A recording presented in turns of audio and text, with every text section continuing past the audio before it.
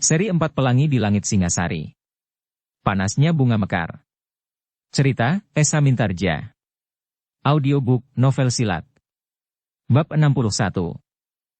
Marilah, silahkan, pangeran itu mempersilahkan mereka naik ke pendapa. Ken Padmi memandangi istana itu dengan heran. Lantainya yang halus licin dibentangi tikar yang putih. Tiang-tiang kayu yang berukir dan bersungging halus berdiri tegak dengan agungnya. Ternyata Pangeran Kuda Padmadata telah menyambut kedatangan mereka dengan ramah sekali. Karena itulah, maka Ken Padmi pun merasa dirinya semakin kecil.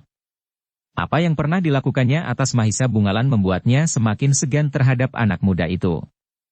Seorang pangeran pun bersikap sangat baik kepadanya.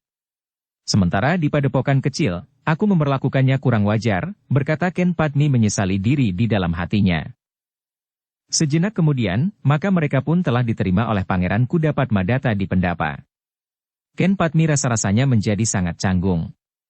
Jika ia duduk di pendapa rumahnya, padepokan Kenanga, rasa-rasanya ia adalah orang yang paling terhormat.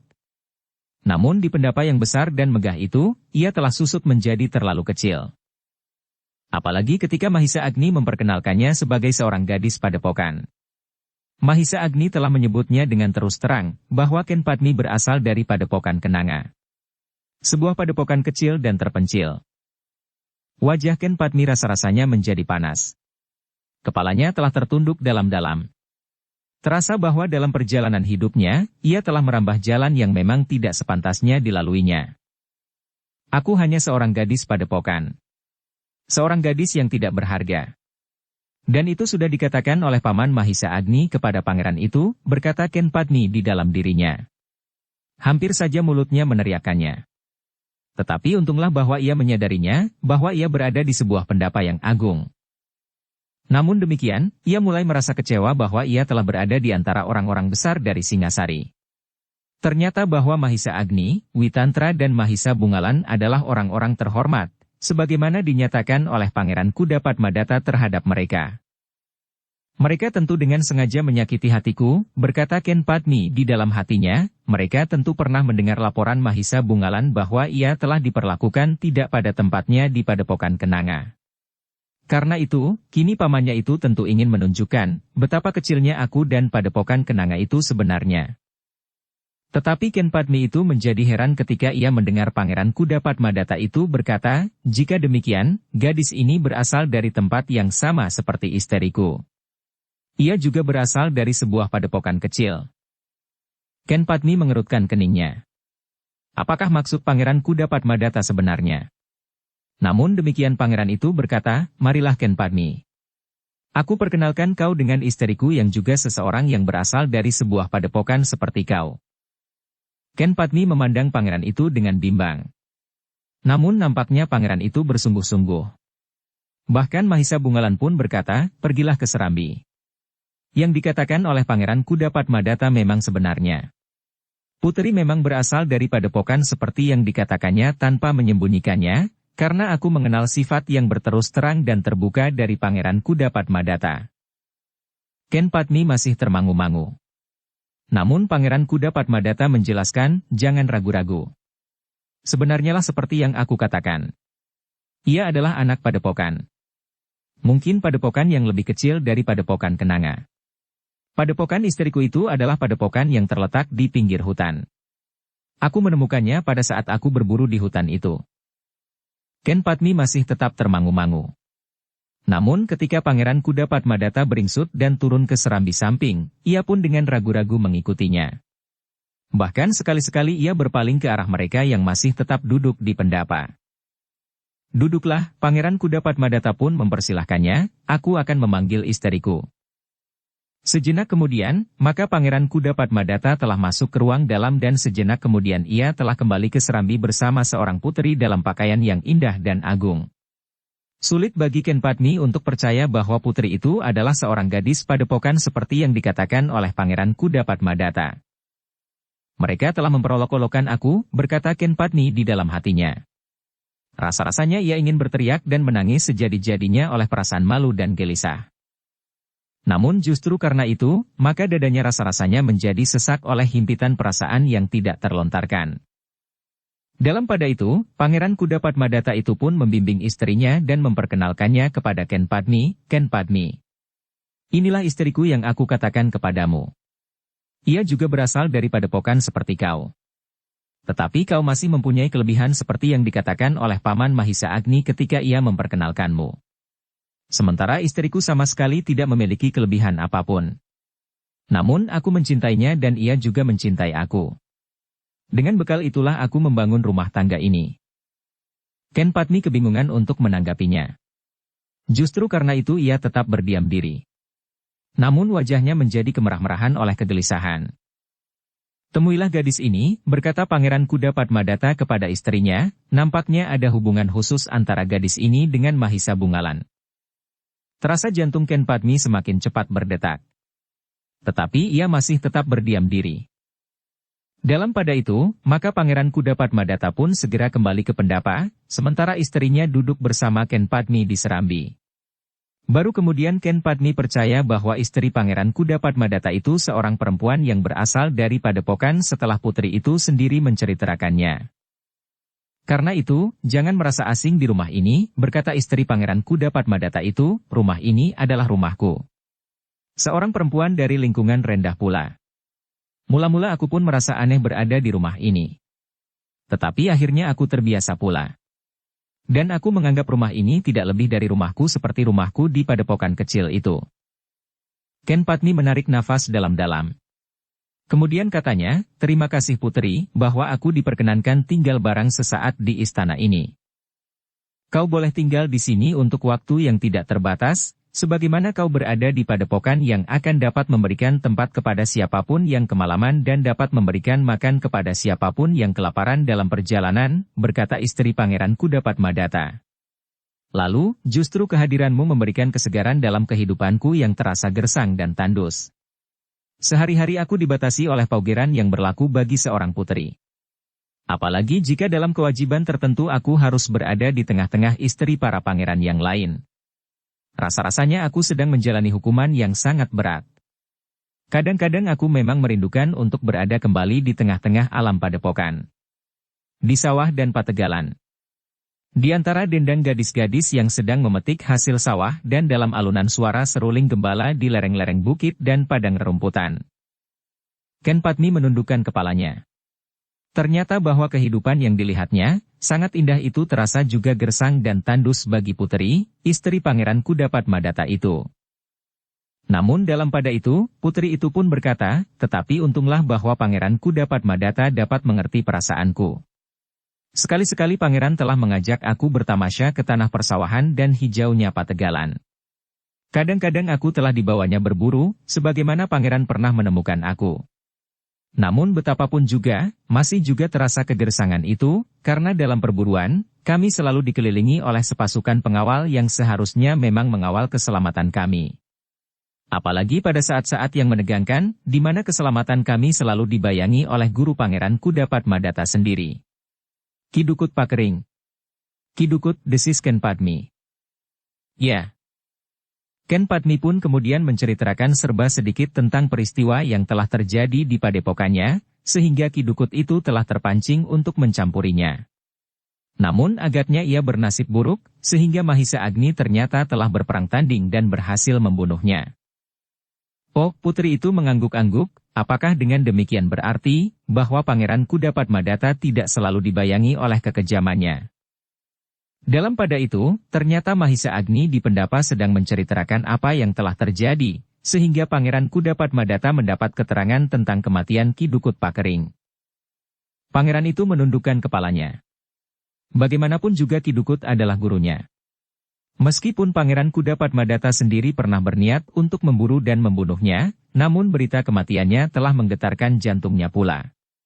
Namun dengan demikian penderitaannya telah berakhir, desis Witantra. Selama ini ia selalu disiksa oleh satu keinginan yang tidak pernah dapat dicapainya. Kematian baginya adalah jalan terbaik untuk mengurangi dosa-dosa yang masih akan dilakukannya. Pangeran tidak perlu mencemaskan masa langgengnya, karena justru pada saat terakhir ia masih sempat mengucapkan lontaran perasaannya dalam pertobatan, ia masih sempat melihat kepada diri sendiri dan mengakui segala dosa-dosanya. Pangeran Kudapadmadata menarik nafas dalam-dalam. Katanya, syukurlah jika ia tidak terjerumus sampai batas terakhir. Mudah-mudahan pengakuan segala dosa-dosanya pada saat terakhir itu akan didengar oleh Sang Pencipta. Apapun juga yang terjadi dengan Ki Dukut Pakering, namun itu adalah yang terbaik baginya, desis Witantra kemudian. Ya. Memang tidak ada jalan pelepasan yang lebih baik baginya, ulang Pangeran Kudapadmadata. Dengan demikian, maka Pangeran Kudapadmadata harus mengikhlaskan gurunya pergi sebagaimana ia harus mengikhlaskan adiknya.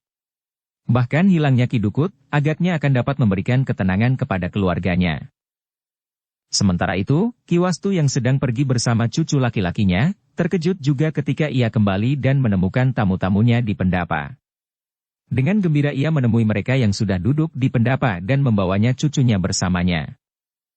Putra Pangeran Kudapadmadata itu sudah mengenal tamu-tamunya, terutama Mahisa Bungalan.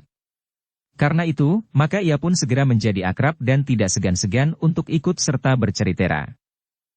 Ki Wastu pun mengangguk-angguk pula ketika Pangeran Kudapadmadata pun kemudian memberitahukan kepadanya, apa yang telah terjadi dengan Ki Dukut Pakering. Ki Wastu menarik nafas dalam-dalam. Dengan suara berat ia bergumam, orang itu adalah musuh bebuyutan Kakang Kasang Jati. Ternyata ia justru terbunuh di tangan Ki Mahisa Agni. Aku hanya lantaran untuk menutup segala tingkah lakunya. Tetapi ia menyesali segala perbuatannya di saat-saat yang paling menentukan, jawab Mahisa Agni. Syukurlah, desis Ki Wastu, mudah-mudahan ia masih mendapat jalan. Dalam pada itu, maka Pangeran Kudapadmadata pun telah mempersilahkan tamu-tamunya untuk tinggal beberapa hari. Namun agaknya Mahisa Bungalan telah menjadi lain. Ia tiba-tiba saja ingin segera pulang ke rumahnya. Ia rasa-rasanya bukan lagi seorang petualang yang berada di segala tempat pada segala waktu tanpa teringat untuk pulang. Meskipun demikian, mereka telah bermalam pula di istana Pangeran Kudapadmadata untuk semalam. Ken Padmi yang mendapat tempat sebuah ruangan yang luas dan dihiasi dengan perkakas yang lengkap serta tirai kain halus dan mengkilap, justru menjadi tidak dapat tidur nyenyak. Rasa-rasanya ia tidak berada di dunianya. Namun karena lelah dan letih, akhirnya Ken Padmi pun telah tertidur juga di atas pembaringan kayu berukir dan disungging dengan warna-warna cerah. Ternyata Ken Padmi pun tidak dapat menghindarkan diri dari mimpi yang indah tentang sebuah dunia yang sangat asing baginya. Bunga-bunga yang besar dan berbau harum semerbak memenuhi taman. Ketika ayam jantan berkokok menjelang fajar, Ken Padmi terbangun. Ia masih mencium harumnya bau sedap malam yang sudah menjadi semakin susut menjelang dini hari. Pagi-pagi sekali tamu-tamu di istana Pangeran Kudapadmadata itu pun sudah terbangun. Mereka segera membersihkan diri dan berbenah. Mereka sudah mengatakan kepada Pangeran Kudapadmadata bahwa mereka akan kembali ke Singasari. Pangeran Kudapadmadata tidak dapat menahan mereka terlalu lama di Kediri. Dengan mengucap terima kasih, maka pangeran itu telah melepas mereka.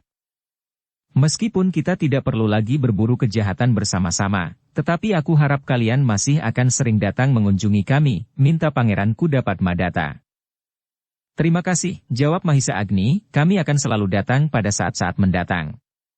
Sehingga Pangeran Kudapadmadata mendapat keterangan tentang kematian Ki Dukut Pakering.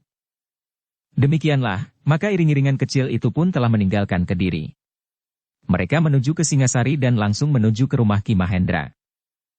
Perjalanan ke Singasari memang cukup panjang. Mereka akan sampai setelah malam. Namun mereka adalah petualang-petualang yang sudah terlalu sering berada di tempat terbuka.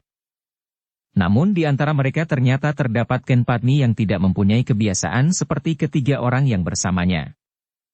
Karena itu, maka setiap kali, mereka pun harus beristirahat dan berhenti. Namun hal itu penting juga bagi kuda mereka yang lelah. Sekali-sekali mereka berhenti di pinggir sebuah sungai yang jernih. Mereka memberi kesempatan kuda mereka makan rerumputan segar, sementara mereka sendiri dapat mencuci kaki mereka dalam arus yang jernih itu. Tetapi kadang-kadang mereka pun berhenti di warung-warung. Meskipun mereka juga memberi kesempatan kepada kuda-kuda mereka untuk makan rerumputan, namun yang penting adalah bagi para penunggangnya sendiri. Dalam pada itu, maka menjelang kota raja, mereka telah melalui sebuah hutan yang tidak terlalu lebat. Hutan yang merupakan daerah perburuan bagi para bangsawan. Meskipun ada beberapa orang yang lebih senang berburu di hutan yang lebat dan pepat, yang jarang disentuh kaki manusia, namun ada juga yang lebih senang berburu di hutan yang memang menjadi tempat yang disiapkan untuk perburuan itu. Dengan demikian maka perburuan itu tidak terlalu berbahaya, sebagaimana jika mereka berada di hutan yang lebat dan pepat. Tetapi hutan itu sama sekali tidak menarik. Mahisa Bungalanlah yang seolah-olah menjadi sangat tergesa-gesa. Namun ia mempunyai alasan yang dapat disampaikan kepada paman-pamannya. Jika kita cepat sampai, maka Ken Padmi akan cepat dapat beristirahat, berkata Mahisa Bungalan. Namun Witantra menjawab, tetapi jangan kau paksa ia sekarang menjadi sangat letih dalam perjalanan. Sekali-sekali ia memang memerlukan beristirahat. Ketahanannya memang agak berbeda dengan kita yang selalu bertualang. Mahisa Bungalan hanya dapat mengangguk-angguk. Tetapi ia masih saja nampak tergesa-gesa betapapun ia berusaha menahan diri. Dukung channel Novel Silat dengan subscribe, follow, like, komen dan share. Namun dalam pada itu, Ken Padmi sendiri memang merasa sangat letih. Untunglah, meskipun Ken Padmi bukan seorang yang terbiasa bertualang, namun ia sudah membiasakan diri berlatih olah kanuragan. Latihan-latihan yang berat telah membantunya mengatasi kelelahan meskipun demikian, ia memang memerlukan waktu-waktu untuk beristirahat. Sehingga karena itu, maka Mahisa Bungalan tidak dapat memaksanya. Sekali-sekali Ken Padmi ingin berteduh di bawah sebatang pohon yang rindang, ketika wajahnya menjadi merah terbakar teriknya matahari. Bahkan sekali-sekali Ken Padmi ingin meneguk air kelapa yang bergayutan di pelepahnya. Ketika langit mulai dibayangi warna merah, mereka telah berada di antara hutan yang tidak terlalu pepat. Mereka bersepakat untuk melanjutkan perjalanan mereka melintasi hutan itu. Bagi Mahisa Agni, Witantra dan Mahisa Bungalan, perjalanan itu sama sekali bukannya sesuatu yang asing. Apalagi hutan yang mereka lalui adalah hutan yang terlalu sering disentuh oleh orang-orang yang memiliki kegemaran berburu, tetapi tidak berani memasuki hutan yang lebat dan pepat, yang justru masih menyimpan binatang-binatang buas yang tidak terhitung jumlahnya. Namun bagi Ken Padmi, perjalanan itu terasa sangat berat. Sekali-sekali mereka harus merunduk karena pepohonan yang berdaun lebat bergayutan rendah. Namun sekali-sekali terdapat sebatang pohon tua yang patah dan melintang di tengah jalan. Justru karena itu, maka Mahisa Agni dan Witantra telah berpendapat bahwa sebaiknya mereka menghentikan perjalanan mereka dan menunggu sampai fajar di esok hari. Ken Padmi sendiri sependapat. Meskipun ia tidak pernah bertualang, tetapi ia merasa lebih baik berhenti daripada melakukan perjalanan yang sangat berat di malam hari. Kita akan mencari tempat yang paling baik, berkata Mahisa Bungalan. Mahisa Agni, Witantra dan Mahisa Bungalan sendiri mengenal tempat itu dengan baik. Karena itu, maka mereka pun mengetahui bahwa tidak terlalu jauh dari tempat itu, terdapat sebatang pohon yang besar dan sebuah mata air di bawahnya. Kita akan berhenti di tempat yang tidak terlalu jauh dari air itu, berkata Mahisa Agni. Ada tempat yang barangkali cukup baik di dekat mata air itu, desis Mahisa Bungalan. Perlahan-lahan mereka pun maju terus, mendekati mata air. Ternyata, bahwa tidak terlalu jauh dari sebatang pohon yang besar, berdaun lebat yang bagaikan bukit hitam di gelapnya malam, terdapat beberapa langkah tempat terbuka yang dapat mereka pergunakan untuk berhenti. Tempat ini cukup baik, berkata Mahisa Agni. Baik baginya, ulang Pangeran Kuda Padmadata. Ya. Dan tidak terlalu dekat dengan jalan yang menghubungi daerah ini dengan kota raja, sahut Witantra. Namun dalam pada itu, terasa kekhawatiran Ken Padmi terhadap binatang merayap yang tidak dapat dilihatnya. Karena itu, maka Mahisa Bungalan pun bertanya kepada kedua pamannya, apakah kita diperkenankan menyalakan api? Mahisa Agni termangu-mangu sejenak. Namun kemudian katanya, asal kita cukup berhati-hati. Api yang tidak terkendali akan dapat menimbulkan ancaman bagi hutan ini. Dengan demikian, maka Mahisa Bungalan pun kemudian membuat sebuah perapian di tengah-tengah tempat terbuka yang tidak terlalu luas itu. Namun ia harus membatasi agar api tidak menjilat dan membakar hutan itu. Ken Padmi duduk di tepi perapian sambil memeluk lututnya. Jika sekali-sekali ia melayangkan pandangannya, maka terasa juga kengerian melihat pohon-pohon raksasa di sekitarnya. Ia terbiasa hidup di sebuah padepokan kecil yang juga dipenuhi oleh pepohonan. Tetapi pohon buah-buahan yang tidak terlalu rapat dan tumbuh di atas kebun yang selalu dibersihkan. Namun hutan itu rasa-rasanya menyesakkan nafasnya. Mahisa Agni dan Witantra duduk beberapa langkah dari Keripatmi, sementara Mahisa Bungalan yang gelisah, berada di hadapan gadis itu, berseberangan perapian. Meskipun demikian, baik Mahisa Bungalan maupun Ken Padmi hanya duduk sambil berdiam diri. Mahisa Agnilah yang kemudian berbicara dari tempatnya memecah keheningan, "Jika kau letih, beristirahatlah Ken Padmi. Mungkin kau tidak terbiasa tidur di tempat seperti ini. Tetapi mungkin kau sekali-sekali pernah juga tidur sambil memeluk lutut seperti itu." Ken Padmi berpaling. Ia mencoba untuk tersenyum sambil menjawab, "Satu pengalaman baru bagiku, Paman." "Bagus. Jika kau anggap hal ini sebagai satu pengalaman, maka kau tidak akan menganggapnya sebagai satu siksaan," sahut Witantra. Ken Padmi tidak menjawab lagi, meskipun ia masih saja tersenyum. Namun dengan demikian Mahisa Bungalan mendapat kesempatan untuk ikut berbicara, "Apakah kau memerlukan tempat untuk berbaring?" Ken Padmi termangu-mangu. Tetapi setelah ia memandang berkeliling, yang terdapat hanya rumputan kering dan reruntuhan dedaunan, maka ia pun menggeleng, "Tidak. Aku dapat tidur sambil duduk seperti ini." "Baiklah," sahut Mahisa Bungalan, "cobalah untuk tidur. Aku akan berjaga-jaga bersama kedua paman itu." Ken Padmi mengangguk. Namun ia tidak segera berusaha untuk memejamkan matanya. Meskipun ia meletakkan dagunya pada lututnya, tetapi matanya masih tetap memandangi api yang menyala. Namun dalam pada itu, keempat orang yang sedang beristirahat itu terkejut ketika mereka mendengar desir langkah beberapa orang mendekati. Hampir di luar sadarnya, Mahisa Bungalan pun telah bangkit berdiri dan bersiap menghadapi kemungkinan-kemungkinan yang dapat terjadi. Ternyata kemudian Ken Padmi, Mahisa Agni dan Witantra pun telah bangkit pula ketika suara langkah itu semakin dekat. Ketika gerumbul perdu terkuak, maka mereka melihat beberapa orang muncul dari balik dedaunan yang gelap. Cahaya perapian yang menjangkau wajah-wajah itu membayangkan cahaya kemerahan yang samar. Namun salah seorang dari orang-orang yang datang itu tiba-tiba telah berdesis, "Paman Mahisa Agni dan Paman Witantra." Mahisa Agni dan Witantra menarik nafas dalam-dalam. Yang datang itu adalah seorang pangeran di Singasari yang menurut kelengkapan yang dibawanya, agaknya pangeran itu sedang berburu. "Pangeran Wirapaksi," desis Mahisa Agni. "Ya, Paman." "Agaknya Paman juga sedang berburu," jawab pangeran itu. Mahisa Agni menggeleng. Jawabnya, "Tidak, Pangeran. Kami dalam perjalanan kembali ke Singasari. Kami baru saja mengunjungi saudara kami di Kediri." Pangeran Wirapaksi memandang Mahisa Bungalan sejenak. Kemudian katanya, "Kau juga baru kembali bersama Paman Mahisa Agni, Mahisa Bungalan?" "Ya, Pangeran," jawab Mahisa Bungalan, "aku sedang mengikuti Paman Mahisa Agni dan Paman Witantra." "Apakah Pangeran sedang berburu?" "Ya. Aku mengantar Adimas Pangeran Indrasunu dari Kediri. Adimas Pangeran yang sedang berada di Singasari ingin berburu di malam hari. Karena itu, kami telah mengantarnya," jawab Pangeran Wirapaksi. "Oh, jadi di antara iring-iringan ini terdapat seorang pangeran dari Kediri?" bertanya Mahisa Agni. Belum lagi Pangeran Wirapaksi menjawab, seorang yang masih berusia muda maju selangkah. Melihat sikap yang tengadah, maka Mahisa Agni dapat meraba sifat dan watak pangeran yang masih muda itu. "Siapakah mereka itu, Kakang Mas?" bertanya anak muda itu. "Mereka adalah para senopati di Singasari. Tetapi yang seorang ini, agaknya sudah mendapat tempat pula di lingkungan keprajuritan meskipun belum secara resmi diterima sebagai prajurit," jawab Pangeran Wirapaksi, yang kemudian memperkenalkan pangeran itu. "Pangeran Indrasunu adalah adik iparku.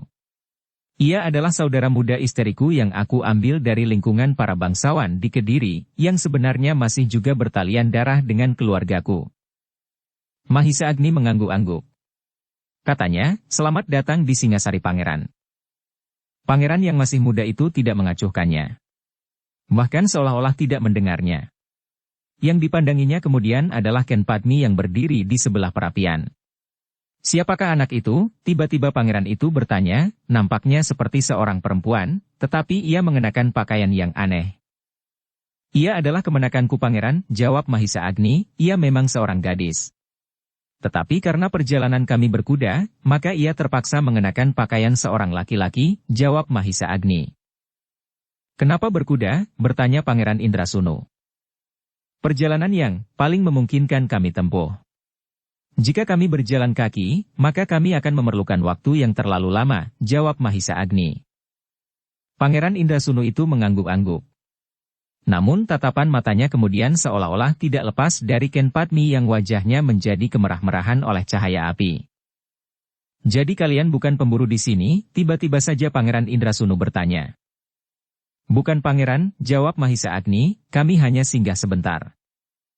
Kenapa kalian tidak meneruskan perjalanan saja, berkata Pangeran Wirapaksi, bukankah Singasari tidak terlalu jauh lagi?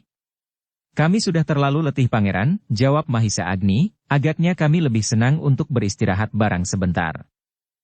Besok menjelang dini hari, kami akan berangkat lagi. Baiklah, berkata Pangeran Wirapaksi, kami akan pergi ke belik itu. Mungkin ada seekor binatang buas yang ingin minum di malam hari. Silahkan pangeran, jawab Mahisa Agni, mudah-mudahan pangeran berhasil. Tetapi agaknya hutan ini sudah menjadi semakin rindang, sehingga binatang tidak lagi banyak tinggal di sini, tetapi mereka telah berpindah ke hutan sebelah yang masih lebat dan pepat. Pangeran Wirapaksi tersenyum. Sekilas ia berpaling kepada pangeran yang masih muda itu sambil berdesis, berburu di hutan rimba memerlukan pengalaman yang cukup. Mungkin aku dapat melakukannya. Agaknya hutan rimba di sebelah memang dapat memberikan kegembiraan tersendiri betapapun gawatnya. Tetapi Adimas Indrasunu masih memerlukan waktu untuk melakukannya. Aku pun dapat melakukannya, sahut pangeran yang masih muda itu, tetapi tidak hanya 1-2 malam. Sementara ini aku tidak mempunyai banyak waktu. Pangeran Wirapaksi mengangguk-angguk, ya. Adimas benar. Pangeran Indrasunu tidak segera menyahut. Tetapi kembali tatapan matanya tertuju kepada gadis yang berpakaian seperti laki-laki dan berdiri di sebelah perapian itu. Tiba-tiba saja ia bertanya, siapa namanya? Mahisa Agni terkejut. Tergagap ia menjawab, namanya Ken Padmi. Nama yang manis, desis Pangeran Indrasunu. Pujian itu benar-benar tidak menyenangkan hati Mahisa Bungalan. Namun ia masih tetap berdiam diri. Jadi kalian akan pergi ke Singasari, bertanya Indrasunu kemudian. Iya pangeran. Tetapi kami akan singgah di rumah saudara kami yang tidak berada di kota raja meskipun tidak terlalu jauh letaknya. Baru kemudian kami akan kembali ke barak kami masing-masing. Sementara Mahisa Bungalan pun akan mulai memasuki lingkungan keprajuritan. Ia akan melalui pendadaran jika ia ingin menjadi seorang prajurit, sahut Indrasunu. Lalu, apa kau kira, karena kalian adalah senopati prajurit, begitu saja dengan mudah dapat membawa kemanakan, anak atau tetangga-tetangga dekat memasuki tugas keprajuritan? Tentu tidak pangeran. Tentu anak itu pun akan melalui pendadaran, jawab Mahisa Agni, dan pendadaran itu memang sudah disiapkan. Bukan oleh kami berdua, tetapi oleh orang lain yang bertugas. Pangeran Indrasunu mengangguk-angguk. Namun ia pun kemudian bertanya, tetapi kenapa kalian tidak mengenakan tanda-tanda keprajuritan sekarang ini? Perjalanan kami adalah perjalanan keluarga, jawab Mahisa Agni. Tetapi apa salahnya kalian tetap mengenakan pakaian keprajuritan, bantah pangeran yang masih muda itu. Mereka memiliki ketentuan khusus, sahut Pangeran Wirapaksi, bagi keduanya ketentuan tidak terlalu mengikat. Selain karena tugas-tugas khusus yang sering mereka lakukan, juga karena mereka telah cukup tua sehingga seolah-olah kepada mereka Maharaja di Singasari memberikan banyak kebebasan untuk berbuat sesuai dengan keinginan hati mereka. Ah tentu tidak, sahut Pangeran Indrasunu, ketentuan keprajuritan berlaku bagi siapa saja yang masih disebut prajurit. Kecuali jika ia sudah mengundurkan diri. Dalam pada itu, Witantralah yang menyahut, kami sudah mengundurkan diri. Tetapi kami kadang-kadang masih menerima tugas tertentu. Pangeran Indrasunu mengerutkan keningnya. Namun kemudian berkata, segalanya itu bukan urusanku. Aku akan berburu malam ini. Bukankah nama perempuan itu Ken Padmi? Ya pangeran, jawab Mahisa Agni. Pangeran Indrasunu tidak menjawab lagi. Ia pun kemudian berkisar dari tempatnya dan berkata kepada Pangeran Wirapaksi, marilah. Kita melanjutkan perburuan ini. Pangeran Wirapaksi pun kemudian melangkah surut sambil minta diri kepada Mahisa Agni, Witantra, Mahisa Bungalan dan gadis yang tidak dikenalnya sebelumnya. Aku akan melanjutkan perburuan ini, berkata Pangeran Wirapaksi. Silahkan pangeran, jawab Mahisa Agni, mudah-mudahan pangeran berhasil. Yang gelisah, berada di hadapan gadis itu, berseberangan perapian. Pangeran Wirapaksi tertawa. Ia sendiri sudah mengerti bahwa berburu di hutan yang sudah menjadi semakin jarang itu, tidak akan banyak memberikan hasil. Namun Pangeran Wirapaksi juga tidak dapat membawa pangeran muda itu berburu di hutan rimba yang masih pepat dan liar meskipun Pangeran Wirapaksi sendiri sering melakukannya dengan para pengawalnya. Dalam pada itu, sepeninggal pemburu itu, Mahisa Bungalan berdesis, apakah paman pernah melihat pangeran muda itu sebelumnya? Mahisa Agni dan Witantra menggeleng.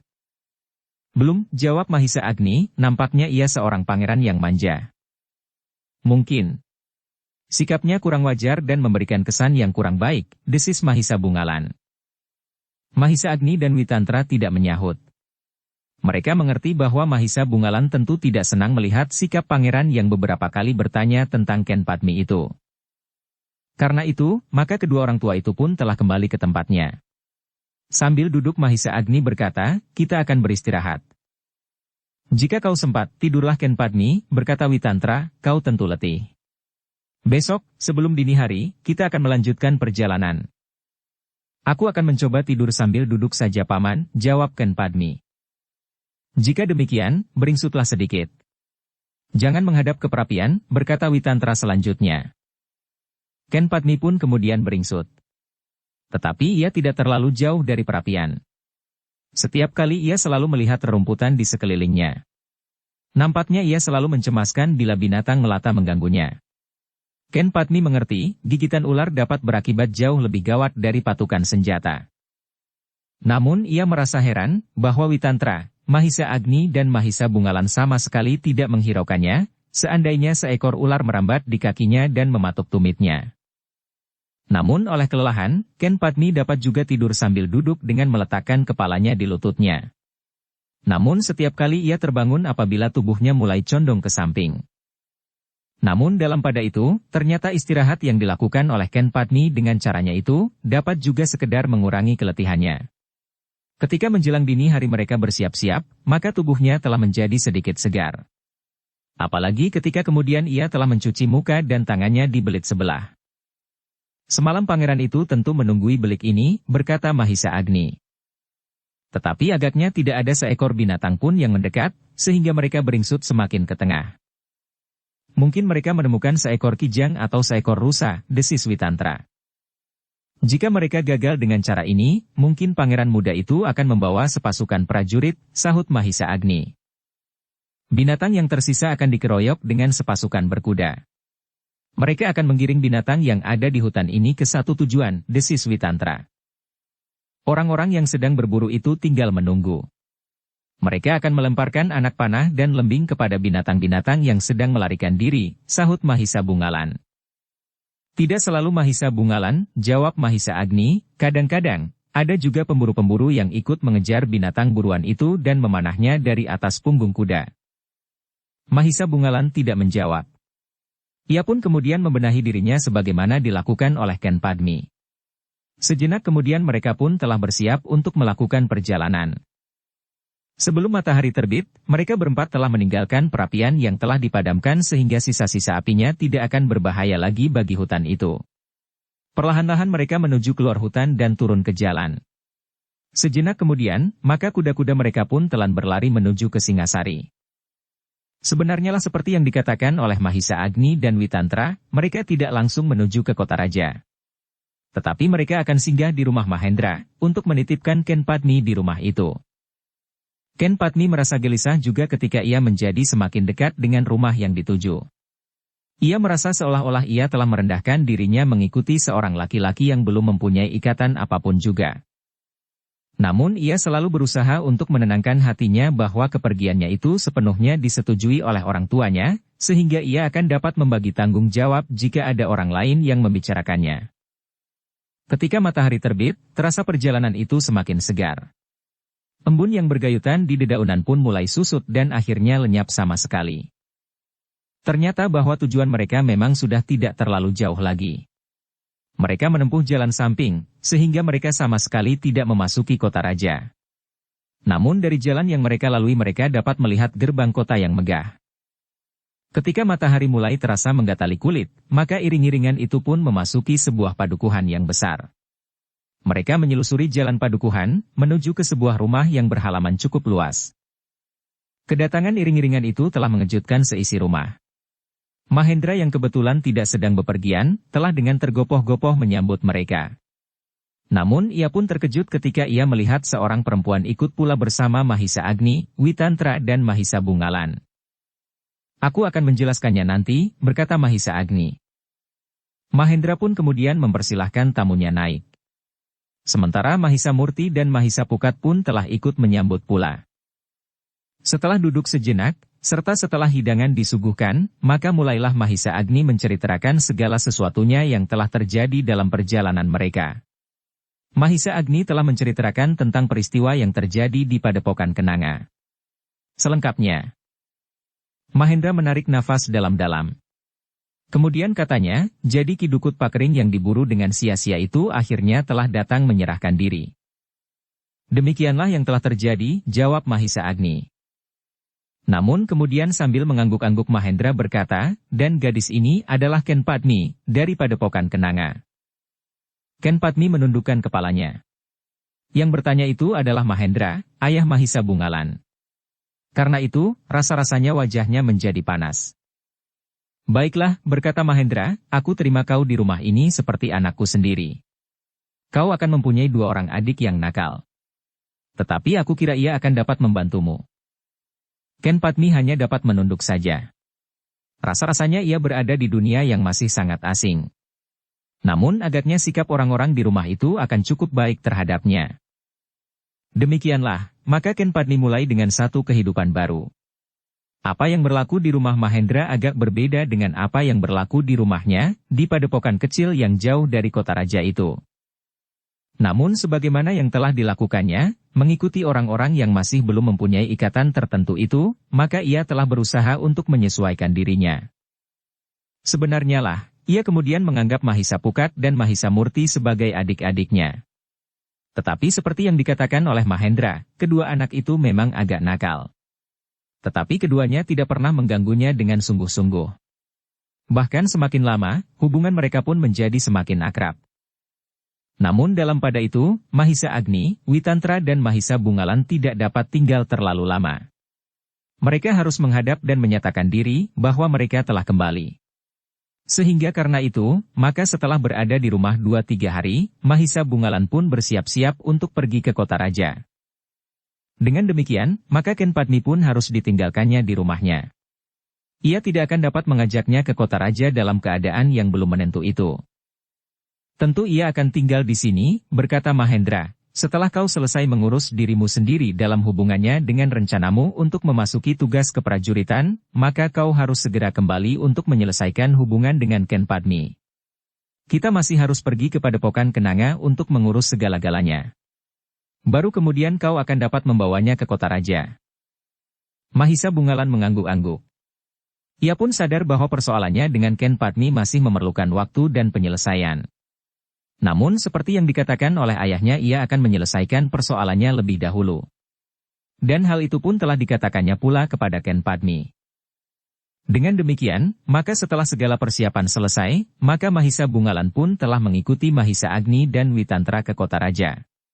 Mereka akan menghadap Maharaja Singasari untuk melepaskan hasil perjalanan mereka terakhir dan kematian seseorang yang menamakan dirinya Ki Dukut Pakering, yang pernah menjadi guru dalam olah kanuragan dari Pangeran Kuda Padmadatta di Kediri. Namun dalam pada itu, telah terjadi yang sama sekali tidak diduga-duga. Sepeninggal Mahisa Bungalan, maka telah datang ke rumah Mahendra sebuah iring-iringan kecil. Di antara mereka terdapat seorang pangeran muda dari Kediri yang bernama Pangeran Indrasunu. Dengan tergopoh-gopoh Mahendra telah menerima iring-iringan itu. Tidak ada orang yang telah dikenalnya di antara mereka yang ada di dalam iring-iringan itu. Namun menilik pakaian yang dikenakan, maka mereka adalah para bangsawan dan pengiringnya. Aku mengetahui tempat ini atas petunjuk Pangeran Wirapaksi, berkata Pangeran Indrasunu. Oh, Mahendra mengangguk-angguk. Jawabnya, Pangeran Wirapaksi memang sudah mengenal tempat ini. Mahendra kemudian mempersilahkan tamu-tamunya untuk duduk di pendapa. Tentu kau terkejut, kenapa tiba-tiba saja aku datang kemari, berkata Pangeran Indrasunu. Ya. Aku menjadi sangat terkejut, karena aku belum mengenal tamu-tamuku, sahut Mahendra. Aku Pangeran Indrasunu dari Kediri, jawab pangeran yang masih muda itu. Oh, Mahendra mengangguk-angguk, jadi pangeran berasal dari Kediri. Ya. Dan kakak perempuanku adalah istri Pangeran Wirapaksi, berkata Pangeran Indrasunu pula. Mahendra mengangguk-angguk. Katanya, jadi pangeran ini adalah adik ipar Pangeran Wirapaksi. Ya. Bukankah kau sudah mengenal Kakang Mas Wirapaksi? Bertanya Pangeran Indrasunu. Tentu. Tentu aku sudah mengenalnya, jawab Mahendra. Baiklah. Dan kau tentu tahu bahwa Pangeran Wirapaksi adalah seorang bangsawan yang berpengaruh di Singasari, berkata pangeran muda itu pula. Mahendra mengerutkan keningnya. Ia tidak tahu maksud pangeran itu. Tetapi ia tidak membantahnya. Pangeran Wirapaksi memang seorang yang berpengaruh. Ia seorang senopati yang baik di antara senopati-senopati yang lain dari kalangan para bangsawan. Umurnya masih tergolong muda, tetapi ia memang lebih tua dari Pangeran Indrasunu. Sebenarnya lah Pangeran Wirapaksi pun mempunyai darah Kediri meskipun ia juga berdarah Singasari. Sejenak Pangeran Indrasunu terdiam. Namun kemudian ia berkata, Ki Mahendra, apakah benar bahwa Mahisa Agni, Witantra dan Mahisa Bungalan berada di rumah ini? Mahendra menjadi semakin heran mendengar pertanyaan itu. Namun ia pun menjawab, ya pangeran. Mereka memang berada di sini. Tetapi mereka baru saja kembali ke kota raja. Mereka sudah terlalu lama meninggalkan kewajiban mereka. Jadi mereka telah pergi ke kota raja. Pangeran Indrasunu terkejut, kapan mereka berangkat? Hari ini, jawab Mahendra, jika pangeran mengambil jalan yang juga dilalui oleh mereka, tentu pangeran akan berpapasan. Tetapi aku tidak bertemu dengan mereka, desis pangeran itu. Apakah pangeran mempunyai keperluan dengan mereka? Bertanya Mahendra. Pangeran Indrasunu menarik nafas dalam-dalam. Kemudian dengan suara sendat ia berkata, Ki Mahendra. Aku hanya ingin bertanya, apakah mereka kembali ke rumah ini bersama seorang gadis kemenakan Ki Mahisa Agni? Wajah Mahendra menegang sejenak. Namun kemudian ia menjawab dengan hati-hati, ya pangeran. Mereka memang kembali dengan seorang gadis kemenakan Kakang Mahisa Agni, yang juga kemenakanku. Oh, Pangeran Indrasunu mengangguk-angguk. Sejenak ia termangu-mangu. Namun kemudian ia berkata, dari manakah sebenarnya gadis itu? Aku bertemu dengan gadis itu di hutan perburuan, menjelang gadis itu datang ke rumah ini. Aku saat itu sedang berburu. Sementara gadis itu sedang beristirahat bersama Ki Mahisa Agni, Witantra dan Mahisa Bungalan sambil menghangatkan diri di depan perapian. Mahendra tidak segera menjawab. Ia mencoba mencari sasaran dan arah pertanyaan Pangeran Indrasunu itu. Untuk sesaat Pangeran Indrasunu terdiam. Dipandanginya wajah Mahendra yang memancarkan pertanyaan itu. Namun kemudian pangeran yang masih muda itu pun bertanya pula, apakah gadis itu ada di rumah sekarang? Mahendra benar-benar menjadi bingung. Tetapi ia menjawab sebagaimana adanya, ya pangeran. Gadis itu ada di rumah. Apakah ia tidak turut ke kota raja? Bertanya pangeran muda itu. Tidak. Ia berada di rumah, karena perjalanan ke kota raja bukannya satu tamasya, jawab Mahendra. Baiklah.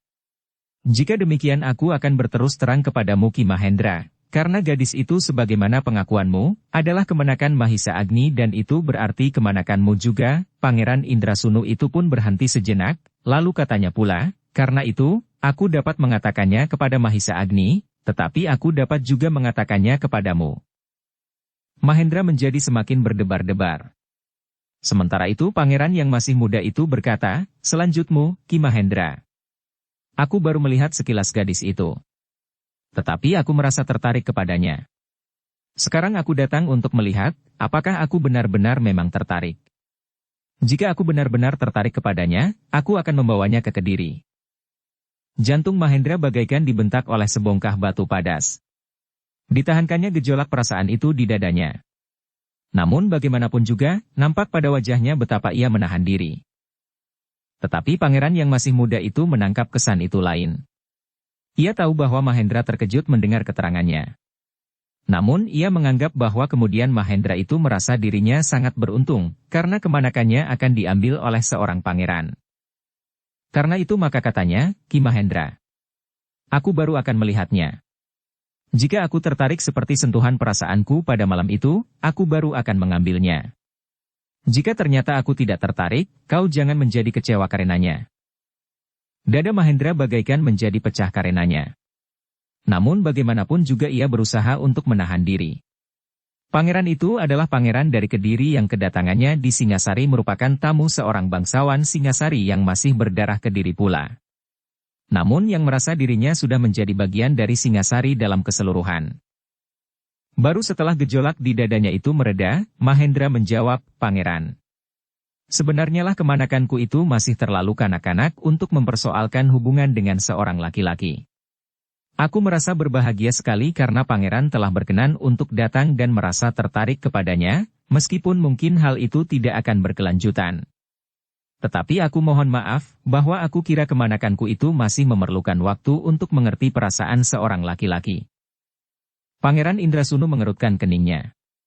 Ia agak heran mendengar jawaban Mahendra, yang dikiranya akan menerima permintaannya itu dengan gembira sekali. Namun ternyata pangeran yang masih muda itu kemudian menganggap bahwa Mahendra hanya sekedar berbasa-basi saja.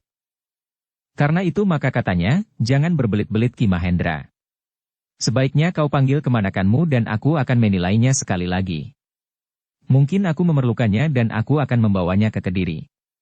Bahkan mungkin aku akan dapat mengambilnya sebagai istri yang sebenarnya, karena ternyata ada juga seorang pangeran di Kediri yang mempunyai seorang istri gadis padesan. Mahendra masih saja menahan diri. Tetapi ia berkata di dalam hati, jika anak ini tidak segera pergi, mungkin aku akan kehilangan kesabaran.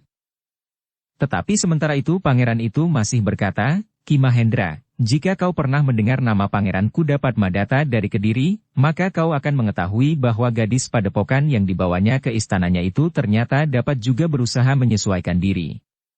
Karena itu, jika kemanakanmu itu memang mempunyai keberuntungan yang baik, mungkin ia akan dapat aku angkat menjadi istriku yang sebenarnya.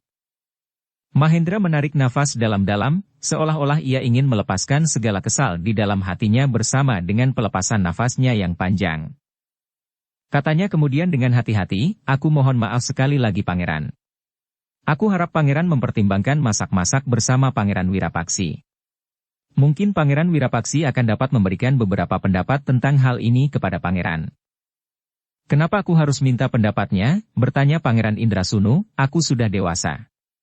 Aku sudah dapat membuat pertimbangan-pertimbangan tersendiri. Karena itu, aku kira aku tidak perlu mendapat nasihat dari orang lain. Sebenarnya lah aku juga telah mengatakannya bahwa aku akan datang kemari. Yang menunjukkan rumah ini kepadaku juga Pangeran Wirapaksi meskipun ia tidak tahu pasti maksud kedatanganku. Tetapi ia tentu dapat menduga-duga karenanya.